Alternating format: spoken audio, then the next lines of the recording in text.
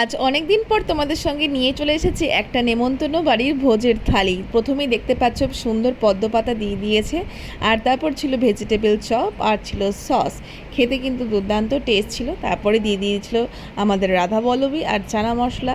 খেতে কিন্তু খুবই স্বাদ ছিল প্রতিটা খাবার, যেহেতু পদ্ম পাতায় খাবারের স্বাদটা একটু দ্বিগুণ করে দিয়েছিল।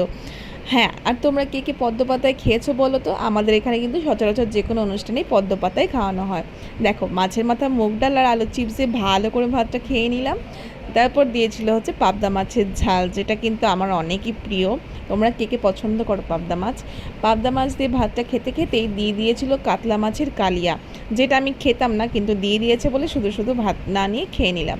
তারপর ছিল স্যালাড, ফ্রাইড রাইস আর এক পিস আমি চিকেন কষা নিয়েছিলাম। প্রতিটা রান্না খুবই সুস্বাদু ছিল, তাই একটুখানি ফ্রাইড রাইস আর ঝোল আর এক টুকরো পেঁয়াজ নিয়ে মুখে পুরে নিলাম। আমার তো খুবই দুর্দান্ত লেগেছে। তোমাদের কেমন লাগলো এই থালিটা অবশ্যই কিন্তু কমেন্ট করে জানিও। আর লাস্টে তো চাটনি পাঁপড় মিষ্টি তো বাদ